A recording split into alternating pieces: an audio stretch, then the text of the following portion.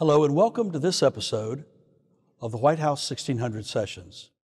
I'm Stuart McLaurin, President of the White House Historical Association. Today we're at Washington National Cathedral, which sits atop Mount St. Alban, the highest point in Washington, D.C. Officially known as Cathedral Church of St. Peter and St. Paul, this is an Episcopal church, and the doors are open to everyone. When President George Washington commissioned Major Pierre L'Enfant in 1791 to create a plan for the new capital city, L'Enfant included in his design a great church for national purposes.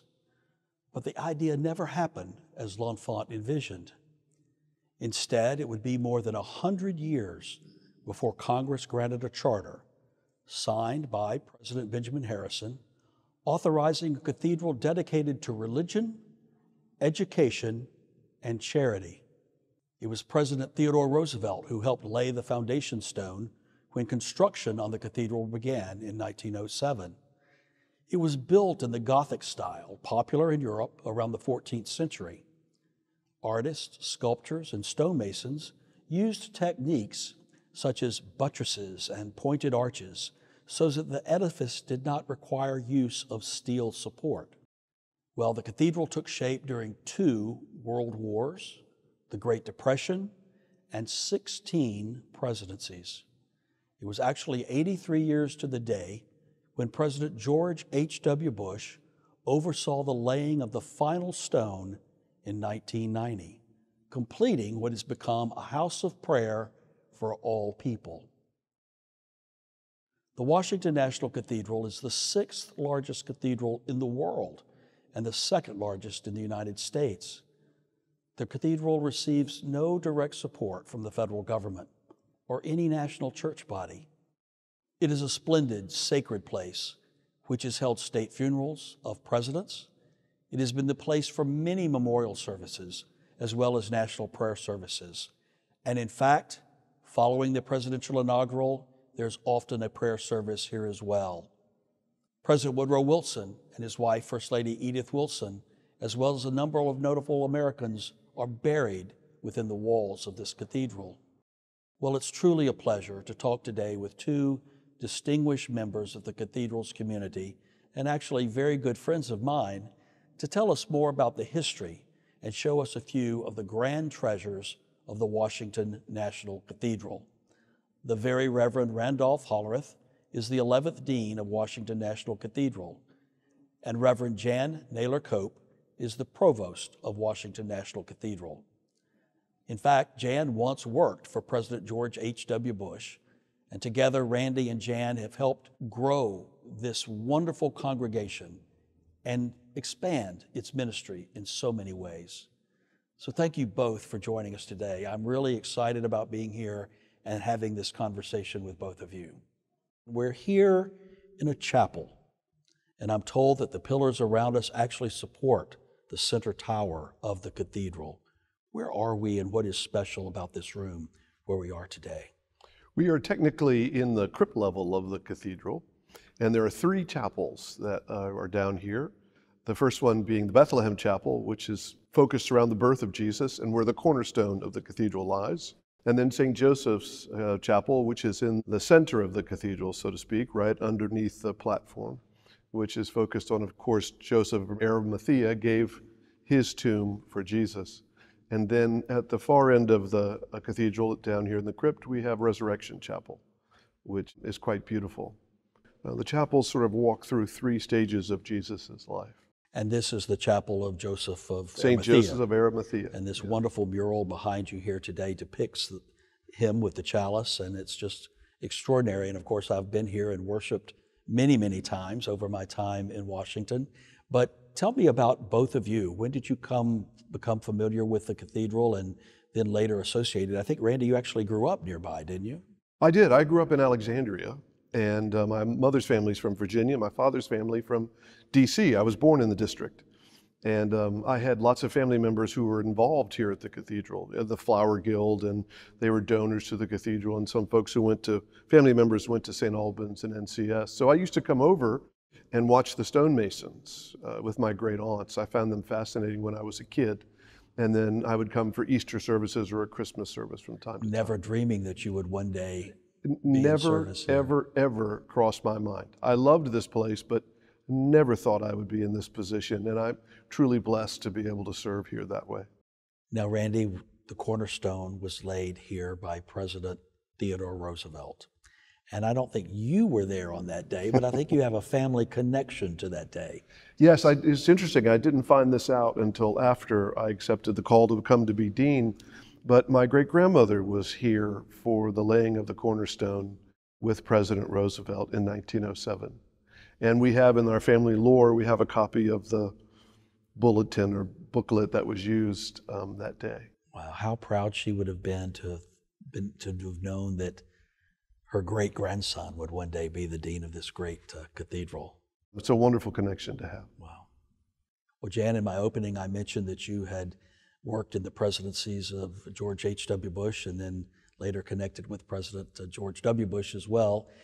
Do you remember coming to the cathedral prior to that time working for President Bush? Of course. The cathedral became an important part of my life when I moved to Washington from Texas. And as a lifelong Episcopalian, this is sort of the mother church, if you will, in our country. And sometime after I'd lived in Washington, I was invited to join the board of the Protestant Episcopal Cathedral Foundation, of which the cathedral is a part. Then I became ordained and needed to step off that board, but like Randy, I never imagined I'd have the privilege of serving here. Well, you've both been good friends of mine and good friends of the White House Historical Association, and I know you've both been to the White House. What was your first memory, Randy, of going to the White House? My first memory of the White House is actually standing outside of the fence with my father, holding his hand, and him telling me the story of what the White House is all about. That's really special. I visited Washington as a fifth grade student, and I have vivid memories of going to the Capitol and Mount Vernon and the White House. Jan, you worked there, but do you remember your very first time? I absolutely do. I grew up in a teeny-weeny town in Texas and was selected from my high school to be the very first participant in the Presidential Classroom for Young Americans. Oh, yeah, it was sure. a program that was established by President Johnson. And the idea was to bring high school students to Washington for a week to see how Washington worked. And my very first visit to the White House was during the Nixon administration. And I remember Julie Eisenhower welcoming our group.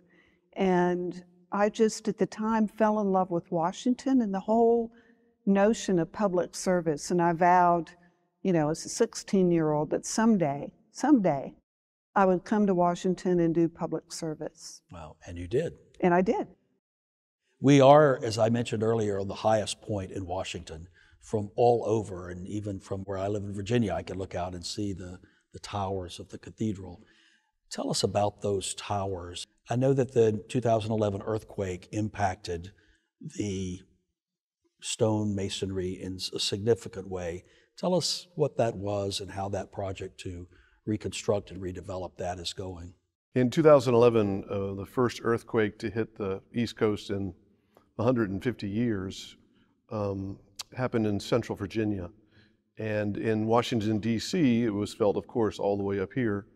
And the two buildings that were damaged primarily were the Washington Monument and the National Cathedral. And the way the energy was released in that earthquake, the damage was all at the top of the building. They would vibrate all the way up and then sort of explode out of the top.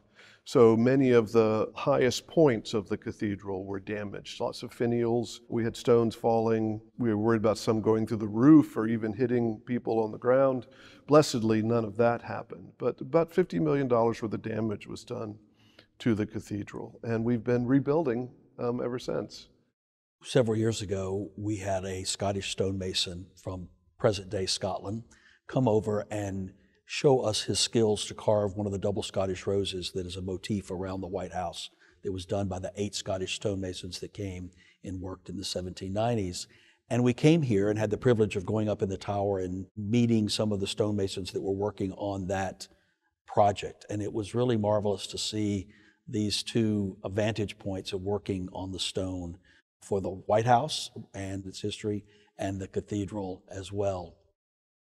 So the towers that we see from a distance first draw you in with the architecture of the cathedral. But tell us about the ministry. Does your congregation come and go because of the political flux in Washington, or what is the ministry, the reach and the impact of the cathedral here in our capital city?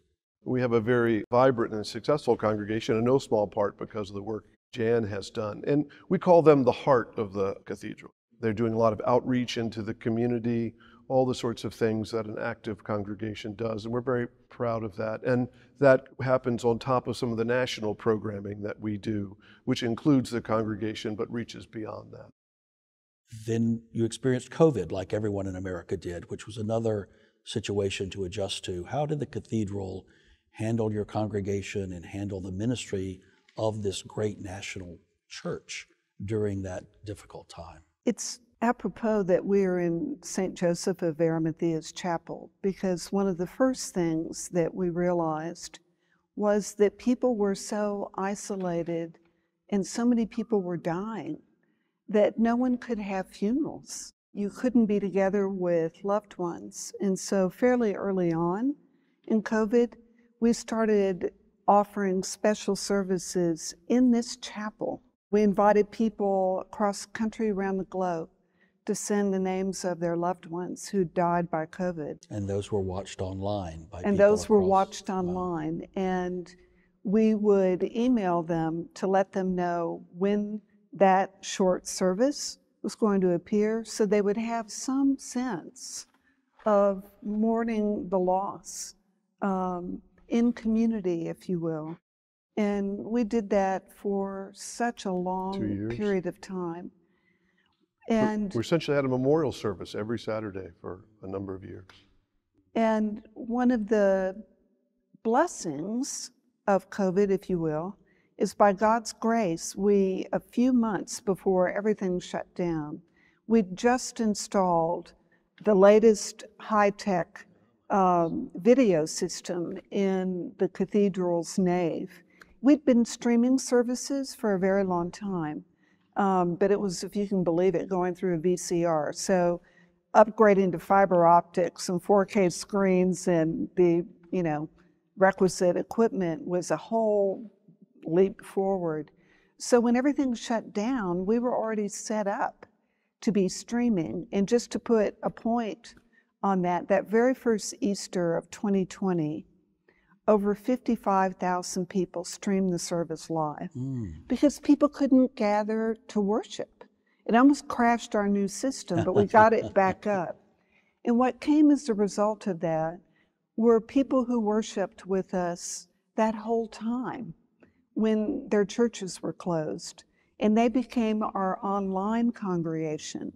And one Sunday, and it was global, it wasn't just national, one Sunday we had someone worshiping with us from every single continent, including Antarctica. That's amazing. That's really And those great. people, have gone back to their churches, but so many people to this day, we are their church. And every single Sunday since we reopened, people make a pilgrimage. And, they'll say, you don't know me, but I know you. You got us through COVID, and they'll introduce themselves. We had no idea that the ministry we were providing was being so powerful for people and was so needed by people. So we were quite honored and flattered to be able to offer that ministry. What an impact. It is hard to say that anything good came out of COVID, but to hear stories like that where you actually reached and touched people during a critical time of need is so compelling. Yeah, I think we really learned during COVID that digital religious gatherings do have efficacy. They have value. They don't replace being in person, but they're also not shallow. They also can have real depth to them. And that's been fantastic and empowering as we move forward. Well, Jan, you had the opportunity to work in the presidency of George H.W. Bush and Barbara Bush, and a great Episcopalian family, a family very familiar with this cathedral. Tell us about that experience in your life. It was formative. When I first graduated from college, I moved to Houston. At that point in time, if you couldn't find a job in Houston, you should give up because the economy was booming. And I was hired to be Mrs. Bush's first assistant.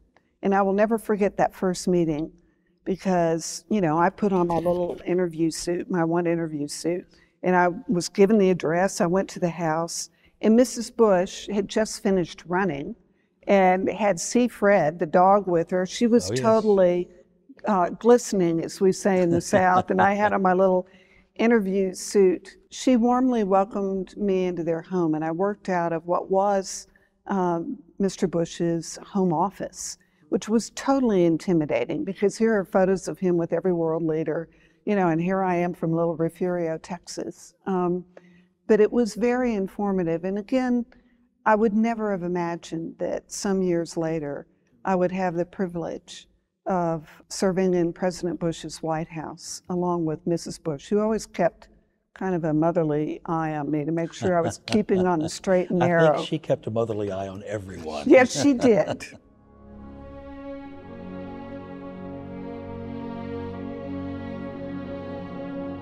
The presidential funeral is something very special. It's a focal point, I think, for the nation to focus on not just the end of a life or the culmination of a presidential life, but it's really a moment of national mourning and focusing on the role of that president in the faith dimensions of our life. It was actually in 2018 when the last funeral was held for a president here at the cathedral, and that was President George H.W. Bush. Tell us about your thoughts in preparation for that service, knowing the family, what it was like to hold that funeral here. The family of the president who has just died, of course, their families have complete say of where they'd like their funeral to be. And when they decide they'd like to have it at the cathedral, we're always honored to be able to host it. It means a great deal to us. All of those presidential funerals, many of them are sort of modeled after Lincoln's funeral, with the same sort of steps that take place, number of days after death, before funeral takes place, so forth and so on. And there's about an 800-page book that kind of guides that process. But we work very closely with the family on designing the liturgical aspects that they would like to see, hymnody, speakers, all of that, which is an honor for us to do. And then to be able to take part in the service, this kind of thing you never, ever forget. It was personal. You know, I'd worked for the man in the White House. I'd worked in his office at his home. And it also personally came just not too many months after my own father's funeral. And so there was a lot of emotion. And I had the privilege of offering the prayers at the service and, you know, wanted to keep my own emotions in check because it's not about me, which is, you know, the case in every funeral.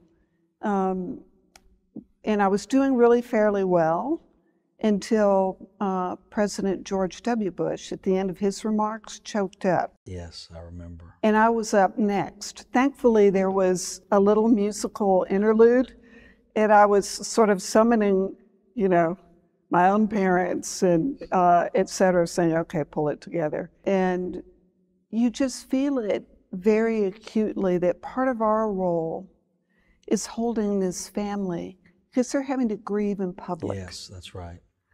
And it's so very public. Well, you're standing up there and there's the current president and former presidents and former first ladies, the others in the family that are right there on the front. How do you prepare for that? Do you prepare that differently than you would for anyone else's funeral? No, I don't think so. I mean, the scale of a funeral like that is immense. I mean, just we interact with 1,000 people just to organize the service. So the scale of what our staff does, all of our staff stop everything they're doing and everything is focused on the details of that service. And we've unfortunately gotten good at doing them. There have been far too many amazing Americans who have passed away in recent years. But we know that the family is a grieving family like any other family. And we know that the people sitting out there in the seats are having lost a mentor, having lost a friend, having lost a leader. that they're grieving as well. And so we try to always make sure that we're keeping our focus on that and how can we be most beneficial to the family and the people present. You know, we talk about the White House as being office to president and his staff, but also the home to president and family. And we forget about that aspect. We see them as these very public people, but the family dimension and death is certainly part of family life, grieving, mourning, and to have to do it so publicly as they have to do it. And for you to have to minister to them so publicly must be a real challenge. It's a privilege. It is a privilege. Well, the preparation and planning takes a long time for these presidential services, and through our friendships with the White House military social aides and the military district of Washington, we know that there are rehearsals that take place and things so that you're always prepared and that there's a certain countdown of number of days typically, and you're well aware of that in advance, and when you get word, things go into process and order. Can you share an anecdote or a memory of something that was interesting or maybe even humorous that happened during those days? One of the memories that's most special to me is it was before one of the funerals, John McCain's funeral. And the bishop and I were down here, as a matter of fact, greeting the former presidents as they arrived with the former first ladies. And I hadn't been at the cathedral all that long, and so it was very special to be able just to shake hands with each of them as they came through the door. But what was so moving to me was the fact of their relationships amongst each other. Oh, interesting. And That's to be true. the fly on the wall. The bishop and I were the fly on the wall as the Bushes arrived, the Obamas arrived, the Clintons arrived, as they arrived and as they greeted one another and stood and talked with one another. And you knew that they had a relationship together that no one else in the world understood. Wow. Right? So and true. that all of that partisanship was gone. It was real affection for each other. And that was a very powerful moment for me. I was thinking of the moment when President George W. Bush reached over and handed Mrs. Obama the piece of candy, and that little moment was sort of a humanizing, personalizing anecdote that made these people relate to one another, and so common that we could, as people watching, it kind of relaxed the stiffness that we see in them.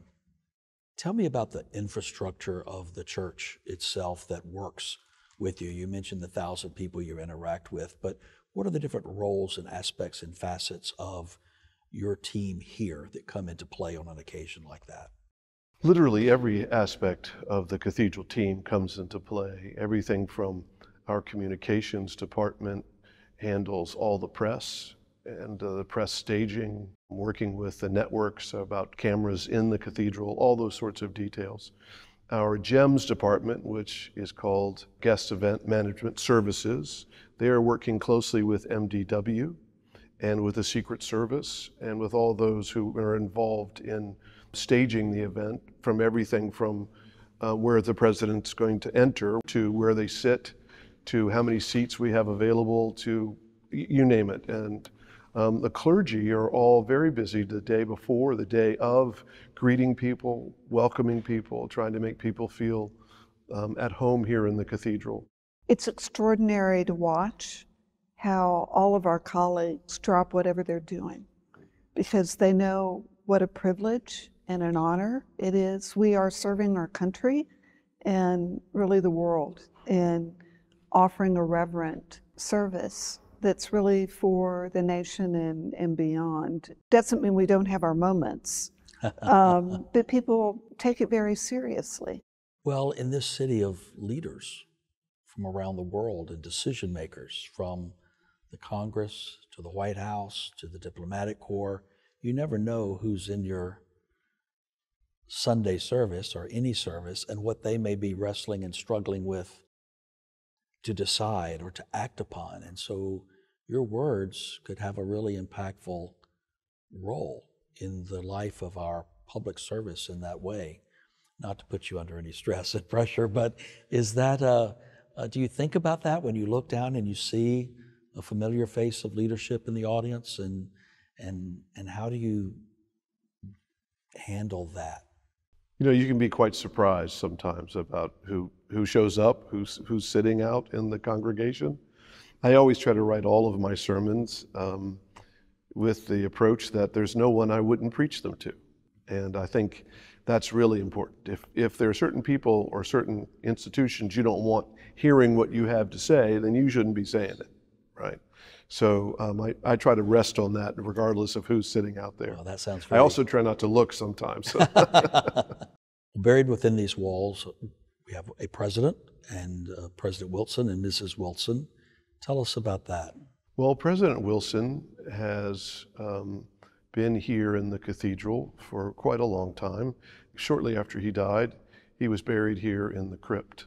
And then some years later, it was always planned that he would be upstairs, entombed, but the cathedral hadn't been built that far. And so as the cathedral progressed further, the space was available for him to be placed upstairs in the crypt, and we're honored to have a president buried here in the cathedral. I believe the only president buried in Washington, D.C., I think, which is a fascinating statistic. That is interesting, yes. To me. Yes. Yes, and Mrs. Wilson is in the crypt right behind you. And I believe there's one of the cathedral's newest windows above President Wilson. Just to the left. Just to the left. Tell Just us to the about left that. of President Wilson, yes. We had 2 windows, or 4 lancets more correctly, of Stonewall Jackson and Robert E. Lee that had been in the cathedral. And in 2017, we decided that as a house of prayer for all people and as the National Cathedral, those windows were a barrier to many people to be in this space. So we decided to take them down. And long story short, we were very blessed to have new windows designed with a whole completely different theme. And we installed those this last fall in September. And they are incredibly beautiful.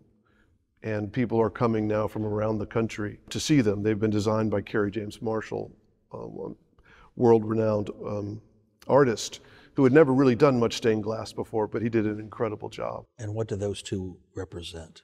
So those windows now reflect lots of things, but I mean, if you just go and look at them, they reflect what looks like a civil rights march of people marching forward in time, looking for fairness and for justice, carrying placards. But it has a circular. As they reach one end of the window, they turn back around.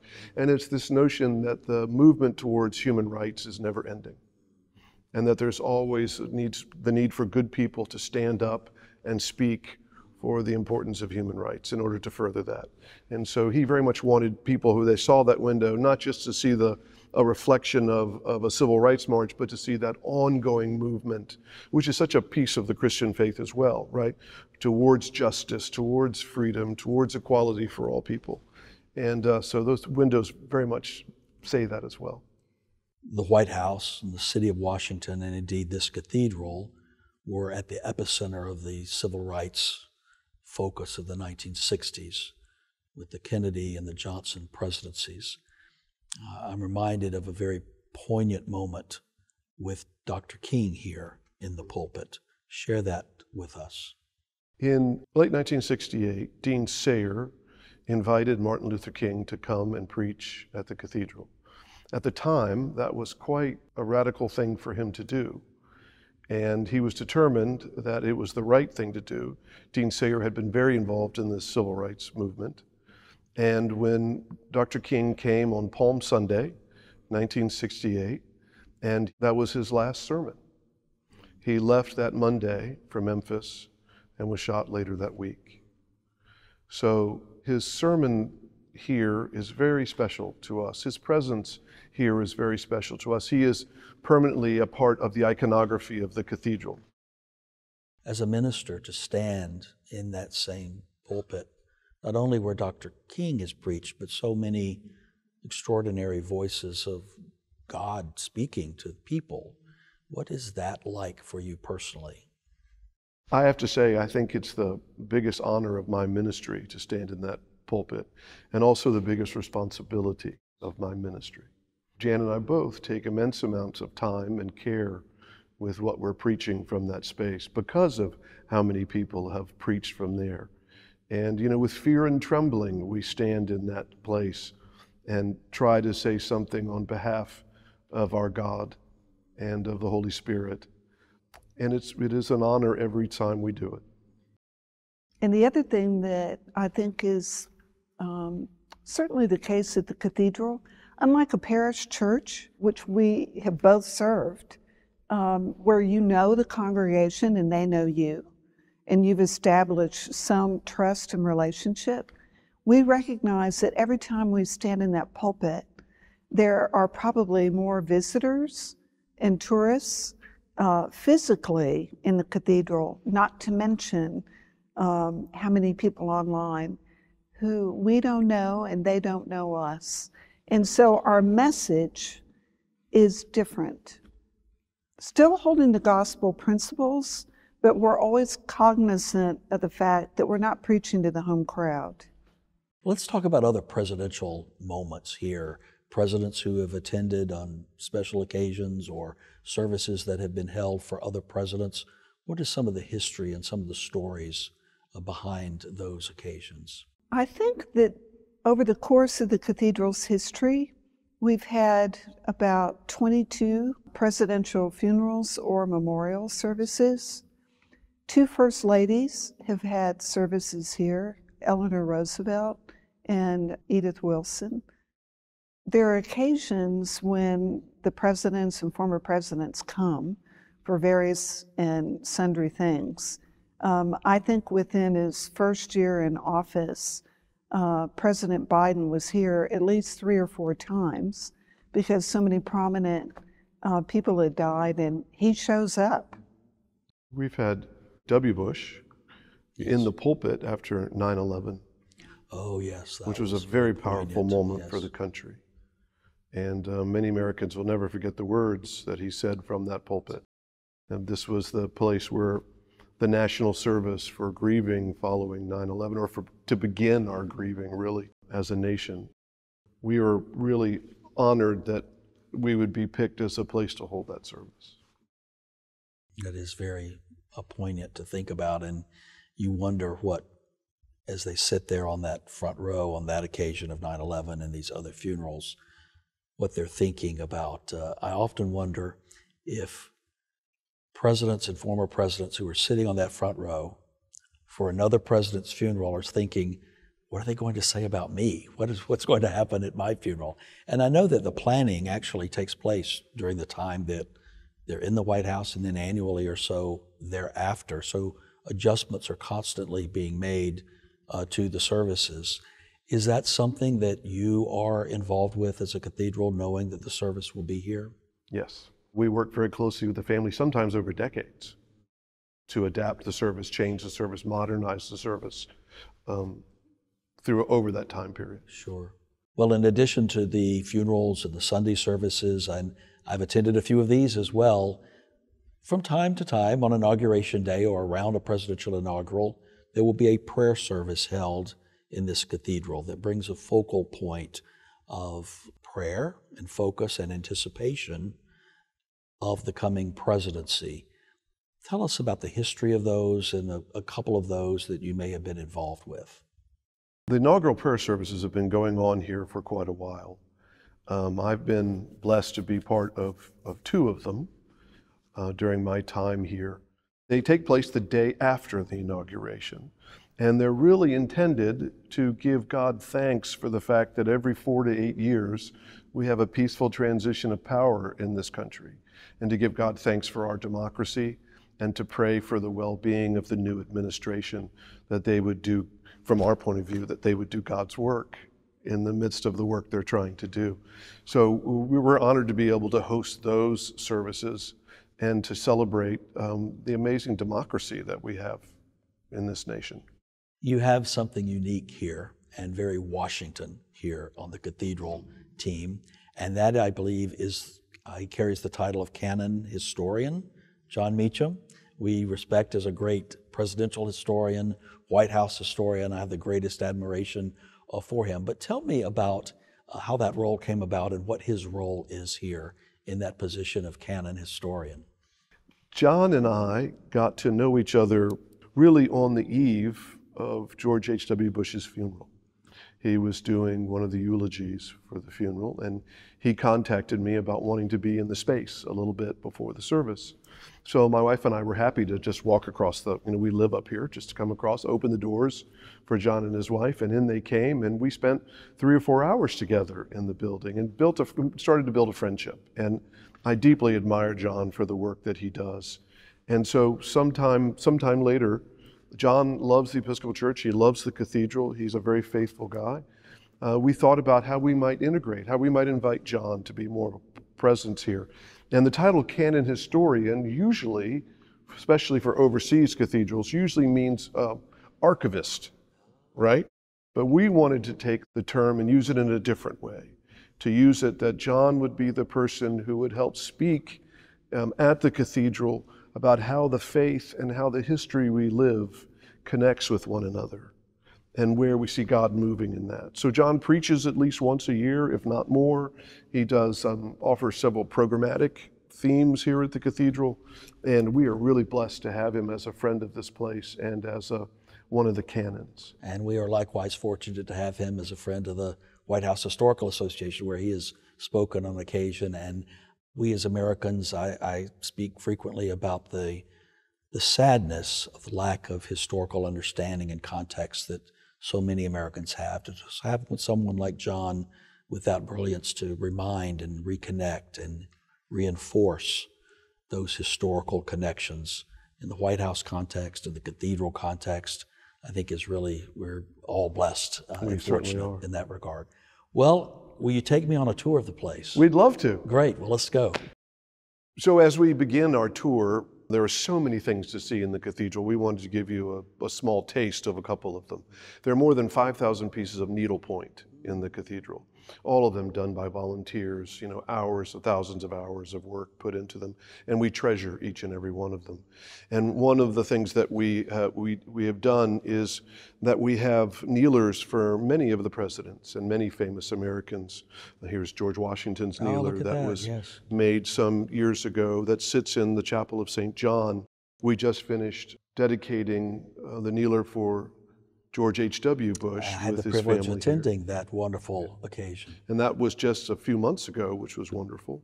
And here's an example of another one of our kneelers that was, what makes it special is it looks very similar to a whole bunch of kneelers we have that look like this, but it was done by the Queen Mother.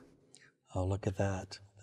That she gave her time to, as a gift to the cathedral, to do this, which is very special. And we will show you in War Memorial Chapel the needlepoint kneelers that match this. It was all after World War II in gratitude for America's participation that is so in that war.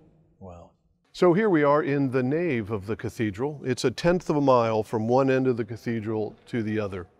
And when we do services like a presidential funeral, of course, the body is removed by MDW, carried up the steps by the Marines and members of the other armed forces, and then carried down this aisle up onto the platform up there.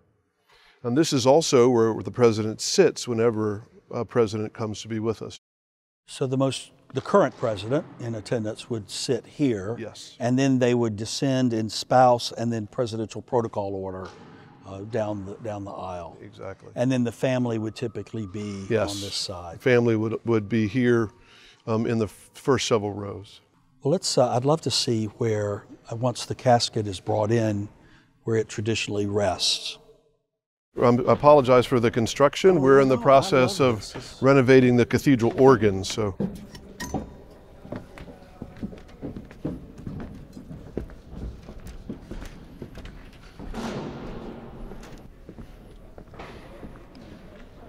So on the day of a presidential funeral, or given for that fact, any Sunday morning, this is where we hold services on the platform. And the presidential casket during a service like that would be aligned right here in the center, and would be covered with a flag of the United States. As Jan said, that's the only time that we have a funeral with the flag on the casket while in the cathedral. We have lots of other wonderful people who have died and had their services here, who had long military service or long service to their country. But the protocol is actually that when the casket would come in the door covered in the flag, we would remove the flag, folded up, or it would be folded up by the military, and then a pall, a liturgical garment, would be placed over the casket and moved to the foot of the stairs. But it's just for a president that we do that. And it's on this spot that that casket would rest during the ceremony. You spoke of President George W. Bush's poignant remarks and how he got choked up at the end.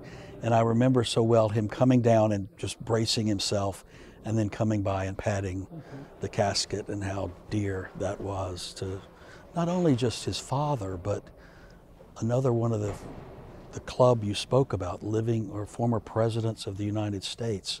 That doubly powerful bond of father and fellow president is... What was so moving to me was not only watching a son speak about his father, but you were watching a president speak about a president. Yes, that's right. And you had both of those things going on at the same time. Wow, wow. Well, here we are at the pulpit. This pulpit is called the Canterbury pulpit. It was built by the stonemasons in Canterbury, England, at the Canterbury Cathedral, and was a gift to this cathedral back in the 20s, I believe. It sat in storage for a long time until the cathedral had been built this far. But it is the place, this where Martin Luther King preached his last sermon before leaving and going to Memphis. And it is where we preach on Sunday mornings.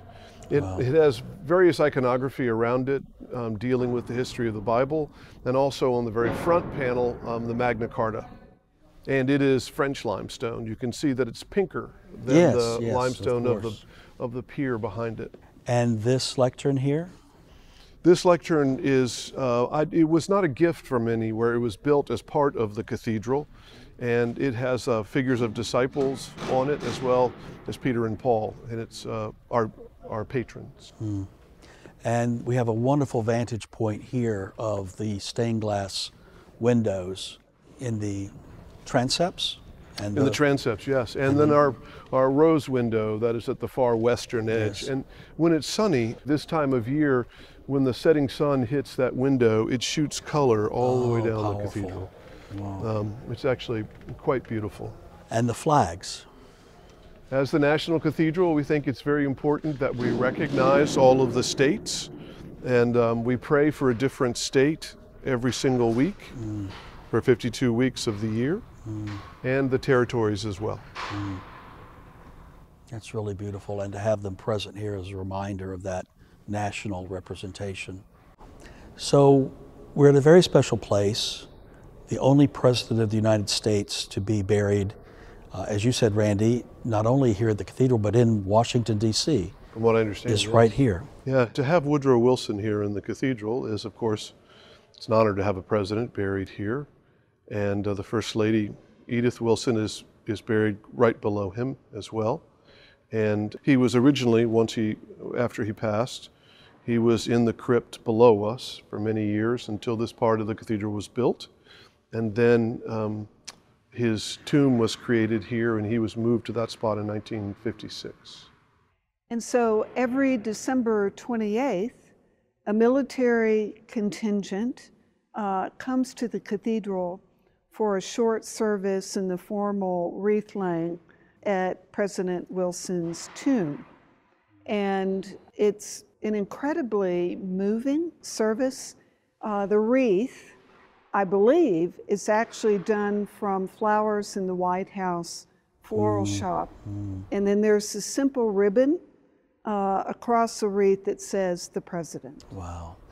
I believe that whoever the current president of the United States is, sends a similar wreath to the gravesite of all former presidents on the anniversary of their death, which is a wonderful custom, a wonderful tradition of connecting that president, our current president, with all of those who have gone before. Wow. There's a special window up here too that we spoke about, the space window. Yes, Tell us about that. Right above you, we call this euphemistically the space window. It was actually supposed to be of the universe, but if you look in what is a red orb when the sun's shining through it, up there near the top, if you look in the center of it, you'll see something that looks like a stone. It is it a looks stone. like someone threw a rock and it lodged there. It does, right in the center.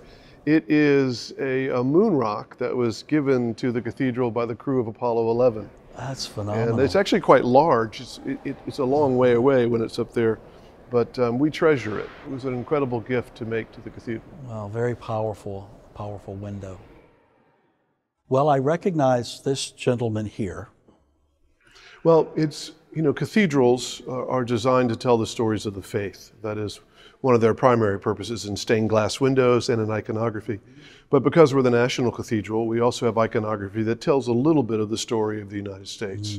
And so the west end of the cathedral is anchored by President Washington on the south side and Abraham Lincoln on the north side of the cathedral. And they're both beautiful works of art, and we love having them here. Now, Washington himself would have worshiped at Christ Church in Old Town and Pohick, I believe. Yeah, in Pohick. So a good Anglican turned Episcopalian, I suppose. Can we go see Abraham Lincoln? Let's go see Lincoln. And this, of course, is the view up the aisle from where a presidential casket would come in and process up. This is the view. Yes. Where the family would process in. Wow, what a powerful image of Lincoln. It really is. I think the two sculptures of Lincoln that we have in this building have a power all of their own. And look at you can tell where people have reached up to grab his hand. To have these great figures, on both sides, both men who stood for so many things that, not perfect men, but men who stood for some of the highest ideals of our nation, it seemed appropriate that they have a place in the cathedral. Really incredible. And then one last thing out here. I wanted you to see another First Lady who has an important place in the cathedral. So each of these areas here in the narthex are called porches. And this particular porch is called the Human Rights Porch, where we celebrate those who have done so much for human rights. With Mother Teresa here. Ah, yes. Elie Wiesel over here carved into the wall. Yes. But here you can see we have Eleanor Roosevelt, who was such a powerful force for human rights during her time in the White House and the work she did on her own. And we very much thought she would be a very important person to include here when we talk about the work of human rights. That's really wonderful. So where are we now? We're in War Memorial Chapel. And this chapel was not actually part of the original design of the cathedral, but after World War II, it was felt that it was necessary to mark and honor the U.S.'s contribution, and the people of England in particular were eager for that to happen. And the needlepoint was done by people in the UK, and we have a wonderful needlepoint kneeler that was actually stitched by Queen Elizabeth I. Yes, well, I thought I recognized the motif from that kneeler that the Queen Mother had done. And you'll see depicted in the stained glass, it's a little hard to see now because the sun's not right, but it's different imagery from World War II and from other battles. We see in this tapestry behind you, Stuart, the seals of the states and territories, and in the four corners, the seals of the armed services at that point in time. Sure. One of the things that has been a part of the ministry here is this is a very special chapel for servicemen and women and their families and veterans. For many years, we offered healing services for military personnel, the wounded soldiers, etc. And to bring it forward, in another corner of this chapel, you'll see a stone cross that was given to the cathedral that was made from the rubble after 9/11 and the destruction of one section of the Pentagon. And it's a simple stone cross, which is covered in this purple cloth because we're in Lent. but it was given to the cathedral for our presence, spiritual presence, and in thanksgiving for what we've done over the years for veteran families and servicemen and women. And then I think Randy wanted to show you in one part of the chapel another connection to the White House. Well, we love the fact that we literally have the White House built into us, which is just great. But we were given the gift of a stone from the White House when the White House was being renovated and when this part of the cathedral was being built. And so it sits right here, right next to our children's chapel, which I think is perfect. So here with your Indiana limestone would be Aquia, Virginia sandstone. Exactly. That would have been quarried about 30 miles south of Washington. Enslaved laborers were used to extract that from the ground and bring it upriver to Federal City, where it was then put in place and carved. And then the major Truman renovation from 1948 to 52, this was brought here, and that's a wonderful story to know. I had no idea this was here. And Stuart, just to bring all of that even a little closer together, our stone carvers who are at the cathedral now, in the 1980s were stone carvers at the White House. Oh, wow. So the tradition continues in some of those fine Well, craftsmen. it's wonderful that craftsmanship still exists, like the ones I mentioned in Scotland and the ones that you have here.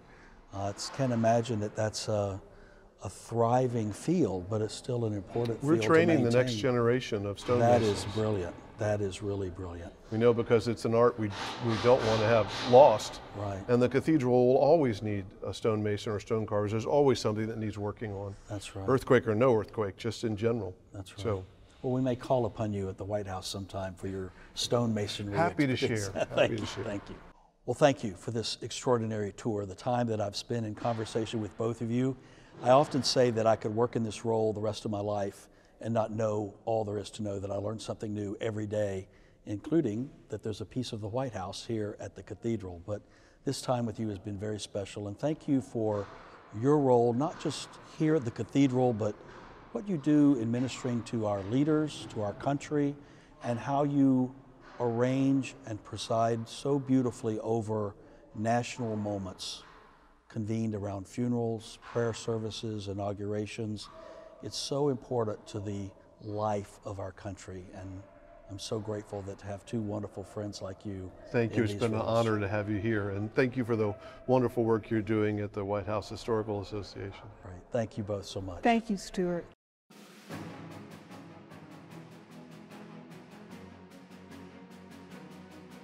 Thank you all for listening and watching today. Be sure to subscribe to the White House 1600 Sessions on your favorite podcast provider so that you never miss an episode. And please watch the video version on YouTube and Facebook. Your support of the White House Historical Association makes this work possible. When you become an association member, or when you purchase a book or an official White House Christmas ornament, you are helping fund the education mission through our teacher programming, our publishing, and our latest initiative, one that I'm extremely excited about, the People's House, a White House Experience. In September 2024, we will launch this new immersive experience at 1700 Pennsylvania Avenue. The People's House will be open to everyone. You can learn more about our work as a nonprofit, nonpartisan organization by going to our website, whitehousehistory.org. Thank you very much.